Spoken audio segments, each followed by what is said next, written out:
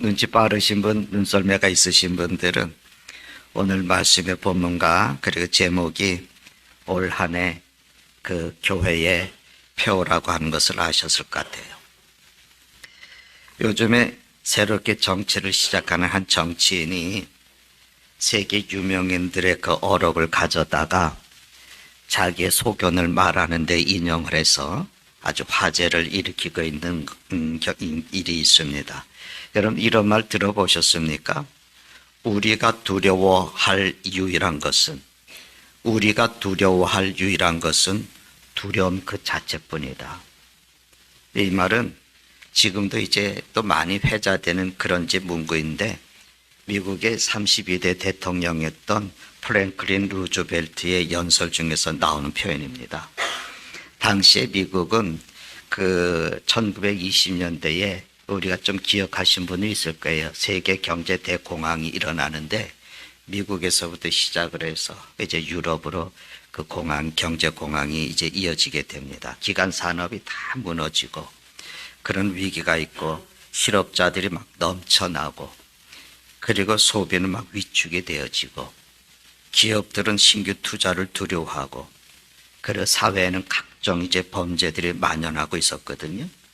그래서 지금까지 누려왔던 그런 모든 일들, 그런 경험, 이제 이런 일들은 다 이제 막 지워져 가는 거고, 그리고 처음 경험하는, 한 번도 경험해 보지 못한 상황에 그들의 모든 기대와 꿈들이 무너질 위기, 미래에 대한 두려움, 이게 이제 당시 사람들의 마음을 막 짓누르고 있었던 겁니다. 그때 이제 새롭게 대통령으로 선출된 지도자가 바로 이제 프랭클린 루즈벨트입니다. 이분이 이제 2차 대전 승리를 이끌죠. 루즈벨트도 육체적으로는 소아마비 후유증으로 인해서 휠체어 생활을 하는 어려움이 있었는데 또 뿐만 아니고 당시는 뭐 정세가 뭐 이렇게 그냥 우리가 알듯이 그 이제 암살들이 많이 있지 않습니까? 케네디도 죽음을 당하고 정세가 암살의 위험 속에 있었고, 그런데 그는 이런 모든 두려움을 극복을 하고 오히려 그 미국이라는 그의 나라를 새로운 강국으로 세워가게 됩니다.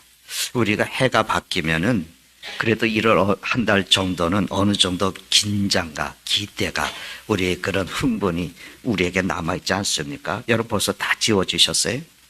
그럼 왜 그러냐면 우리가 그 옛 것은 이제 지나보내고 새로운 것이라고 하는 것에 대한 그 의미 때문에 아마 우리가 또 긴장도 하고 기대도 하고 그럴 겁니다. 12월 31일, 1월 1일 이건 여러분 사람이 임의로 정해놓은 시간을 구분해 놓은 거거든요. 이건 사람이 정해놓은 시간이에요.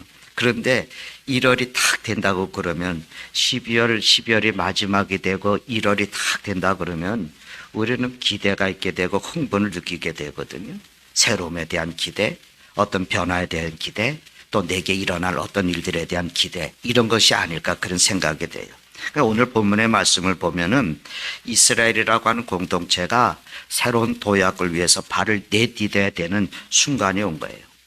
그런데 우리가 말씀을 좀 이렇게 흘러서 이렇게 좀 흐름을 보면은 지도자인 여호수아를 비롯해서 이스라엘 백성들은 뭔가 불안하고 뭔가 두려움에 이렇게 잡혀 있구나라고 하는 것을 느낄 수가 있습니다.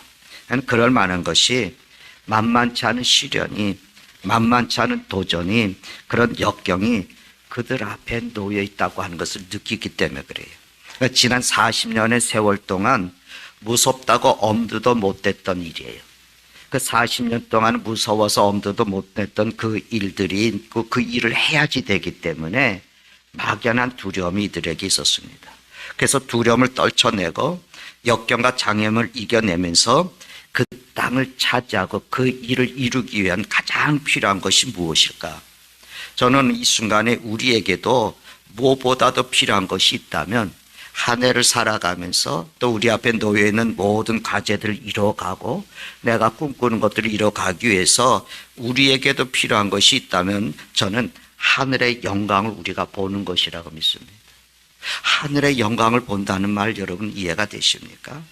그거는 우리 가운데 계시는 하나님의 임재를 경험하는 거예요.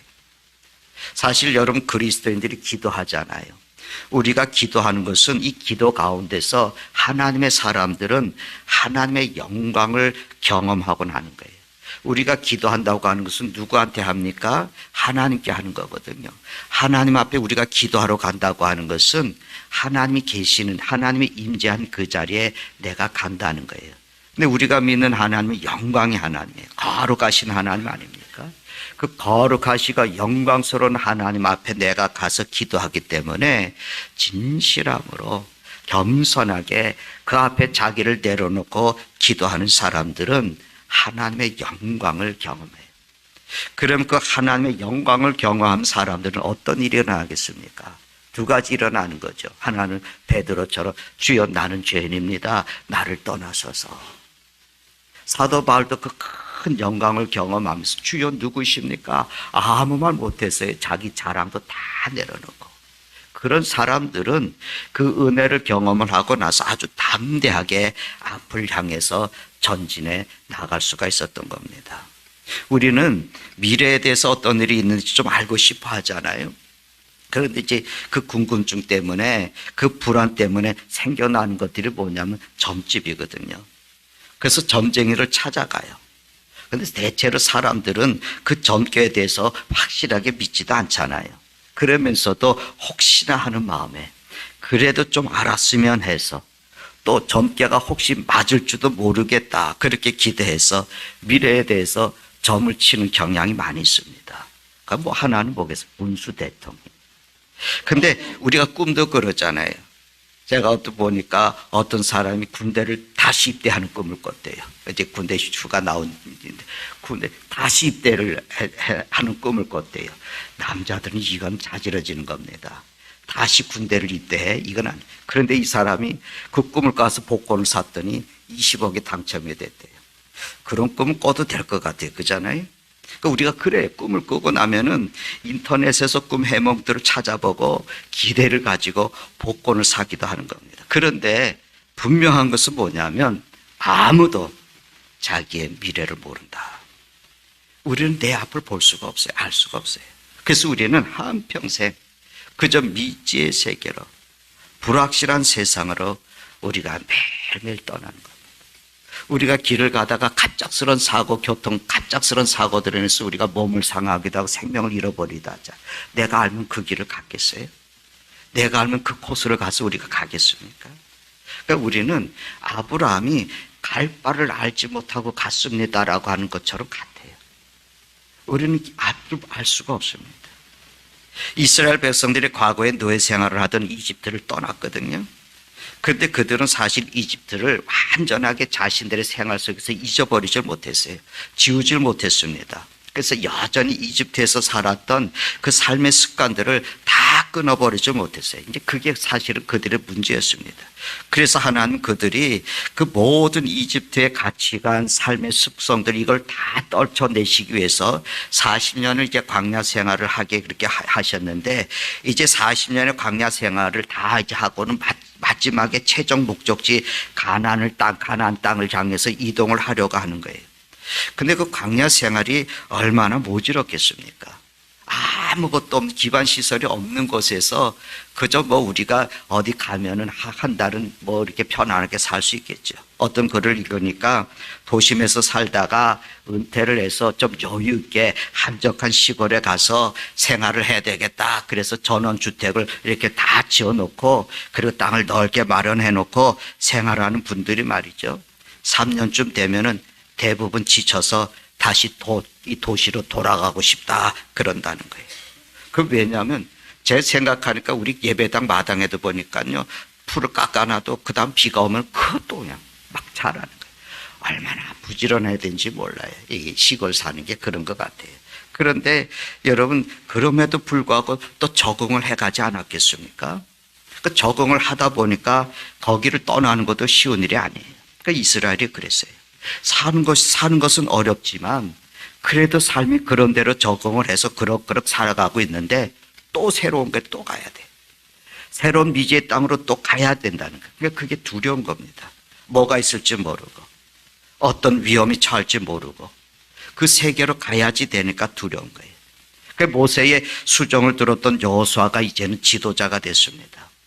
근데 우리가 가나안 땅을 정탐하던 사건을 통해서 우리가 알듯이 여호수아의 믿음은 아주 대단하지 않았어요?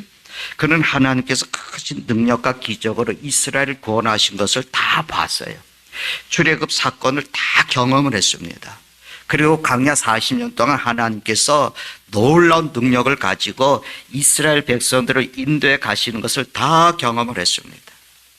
그리고 특별히 하나님은 그의 하나님의 종 모세와 함께 하시는 것을 그 지척에서 다 분명하게 봤습니다. 그런데 문제는 지금이에요.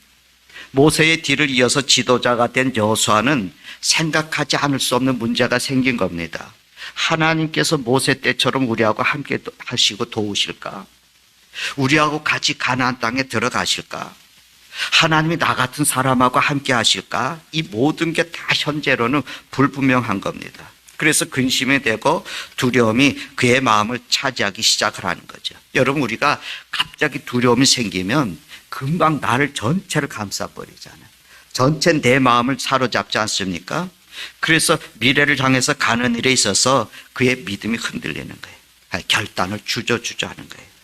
그러니까 오늘 우리는 하나님이 여호수아에게 하신 이 본문의 말씀을 통해서 하나님께서 우리에게 요구하시는 믿음의 성격을 우리가 볼 수 있어요. 하나님은 이러한 믿음을 요구하시는 거예요. 뭐냐면 첫째는 내가 한 말을 믿어라, 이 말이에요. 하나님께서 하신 말씀을 믿으라는 거예요. 내가 저 땅을 너에게 주었다, 그 말을 믿으라는 겁니다. 민수기 23장 19절의 말씀을 보면은 하나님은 사람이 아니시니 거짓말을 하지 않으신다 그러잖아요. 인생이 아니시니 후회가 없으시다 그러잖아요. 그러면서 하신 말씀이 뭐냐면 어찌 그 말씀하신 바를 행하지 않겠느냐.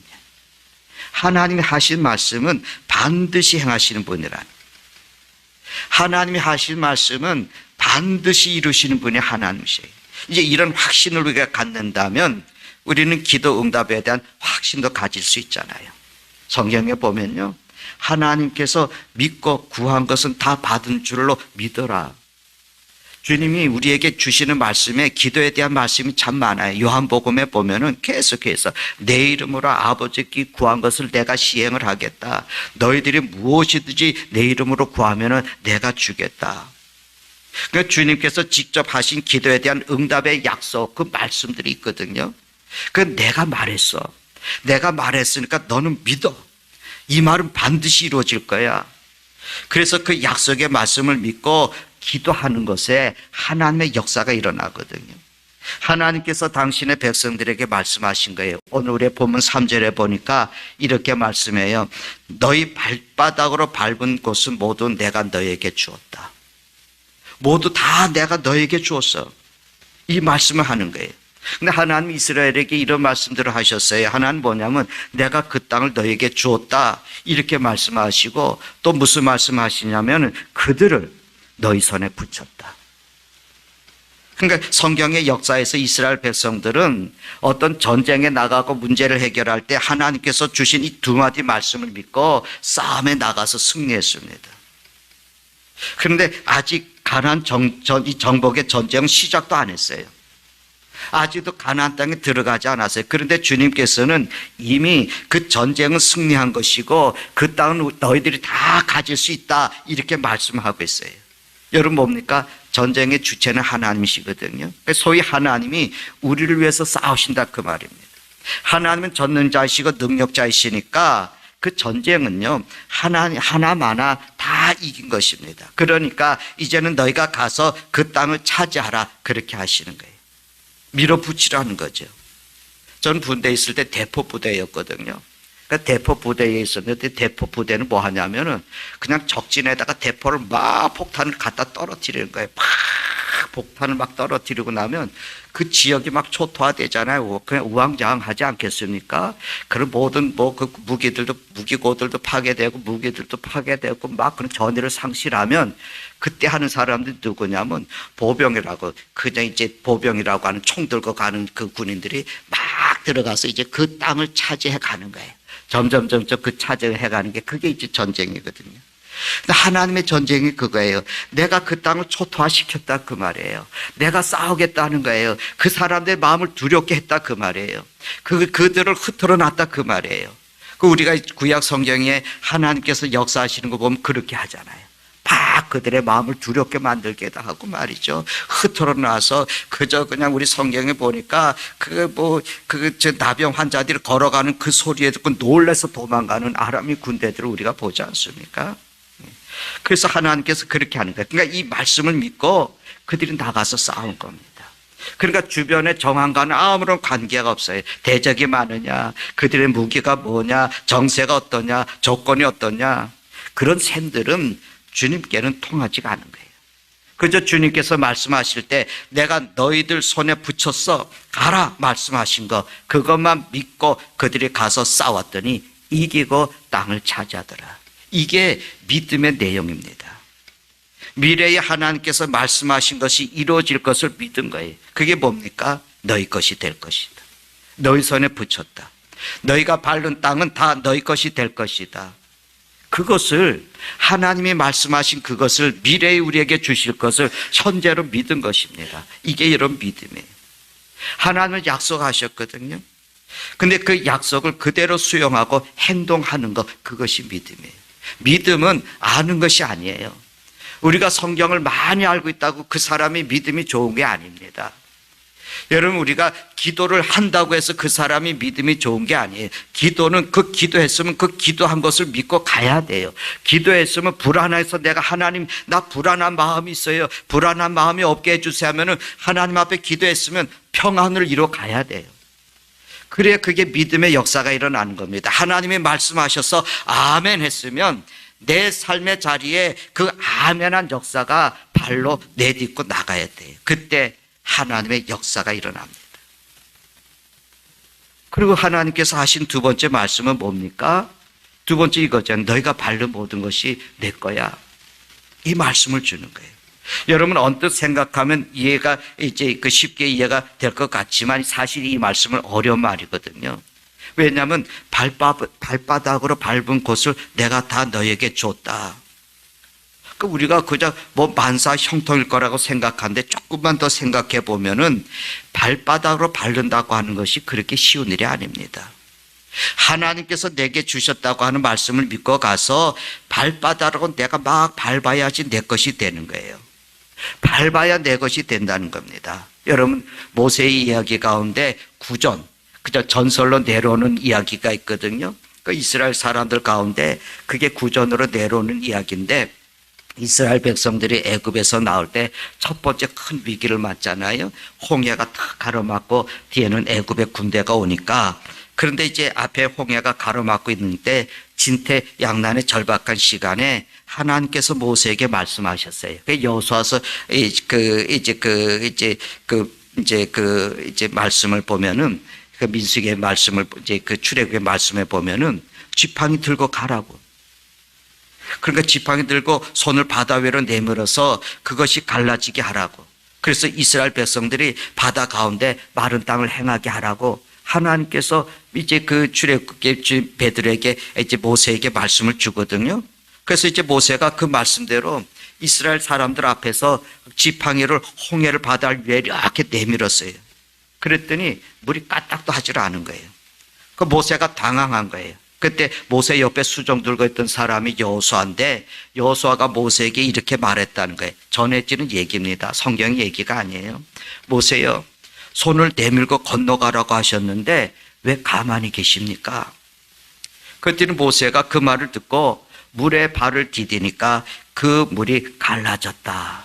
그냥 이야기입니다. 그러니까 이 말이 전설로 내려오고 구전으로 내려오는 말이지만 그럴 것 같잖아요. 그렇잖아요. 발바닥으로 밟아야 내 것이 된다는 거예요. 하나님이 주셔서 주실 거야가 아니라 하나님이 말씀하신 그 말씀을 믿고 내가 발바닥으로 밟아야 된다는 거예요.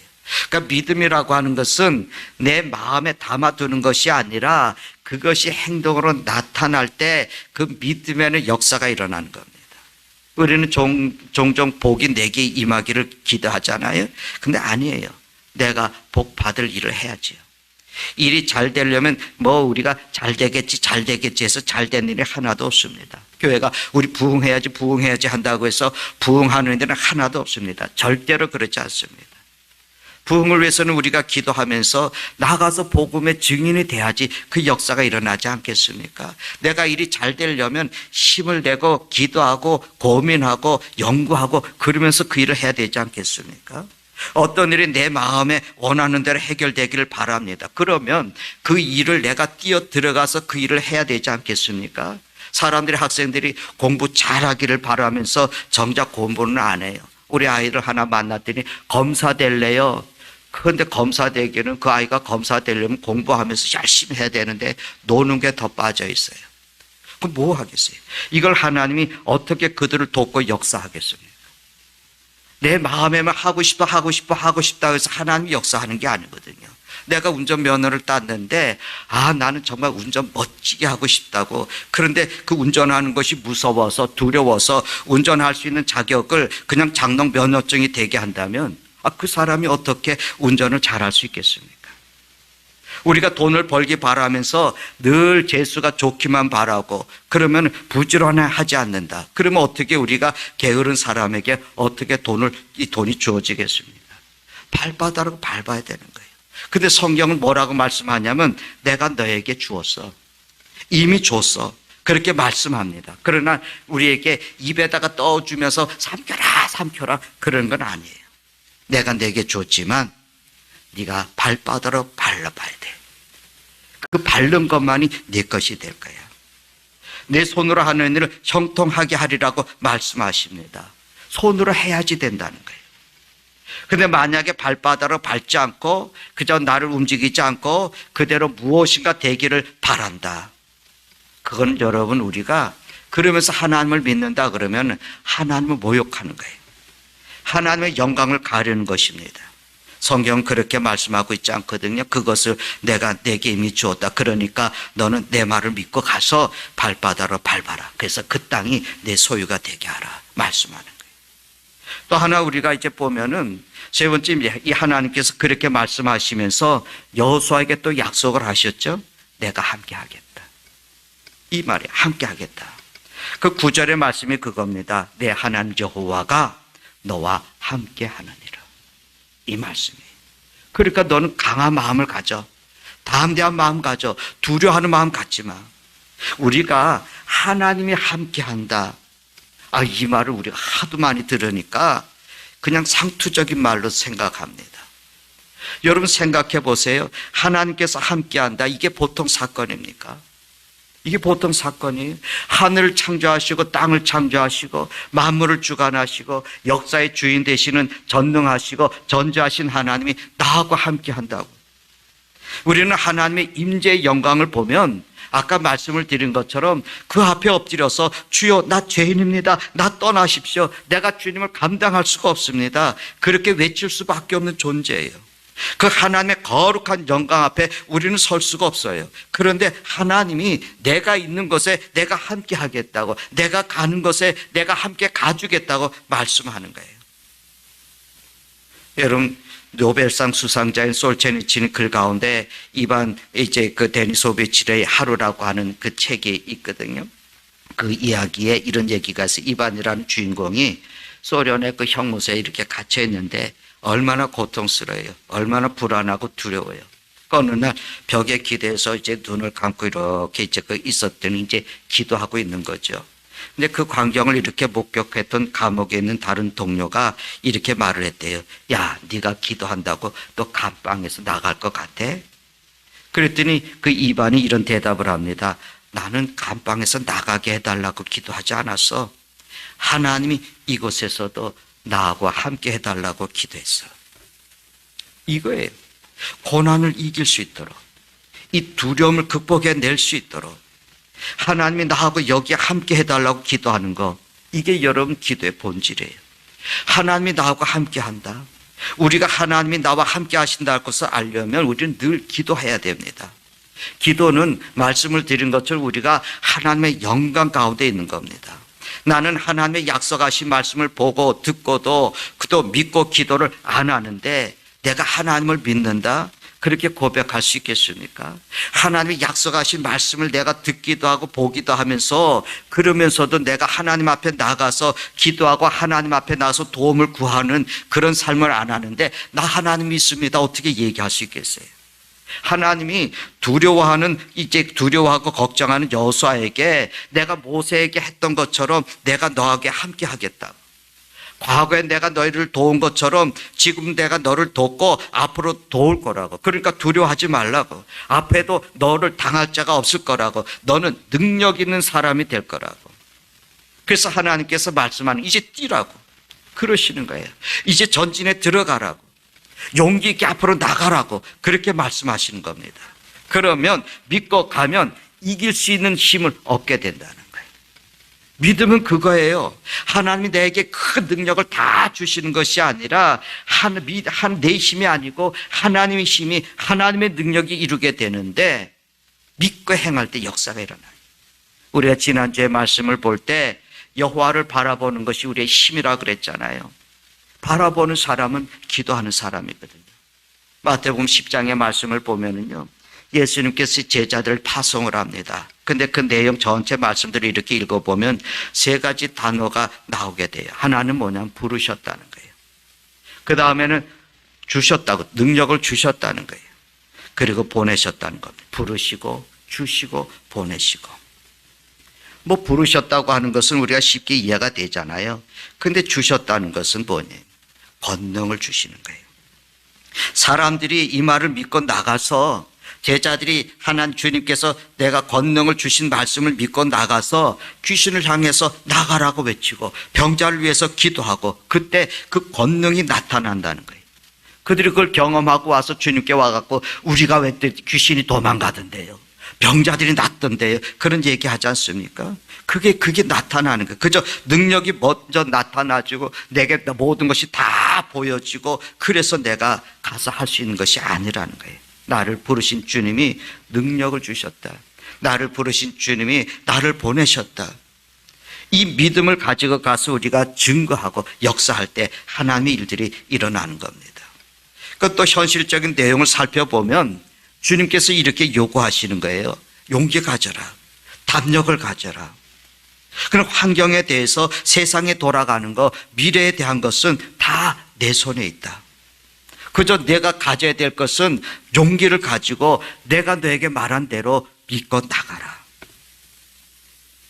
여러분, 그 짧은 글들을 모아놓은 그 책을 수상록이라 그러는데 시건의 해리스라는 사람이 써놓은 그 짧은 글들이 있는 책이 있어요. 거기에 무슨 얘기가 있냐면 승자는 시간을 관리하며 살고 패자는 시간에 끌려 산다. 여러분이 기억해야 될 말이에요. 승자는 시간을 붙잡고 달리고 패자는 시간에 쫓겨서 달린다. 승자는 지는 것을 두려워하지 않고 패자는 이기는 것도 은근히 염려하면서 산다.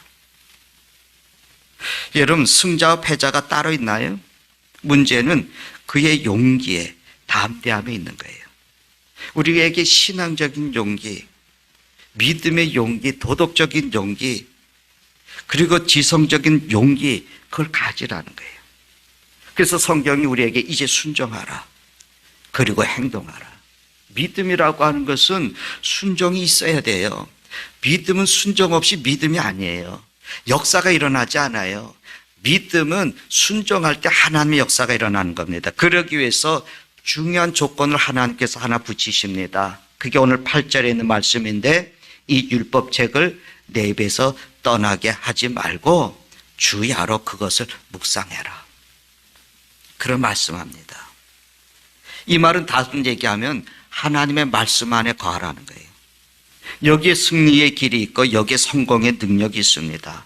내가 하나님의 말씀에서 공허해지면은 우리는 시험에 빠져요. 오늘 장로님 시험에 들면은 다 돌이킬 수 있게 해달라는 기도했는데 하나님의 말씀에 멀어지고 내가 하면은 다 시험에 빠져요. 저도 마찬가지예요. 하나님의 말씀에서 떠날 때 우리는 용기를 잃어버려요.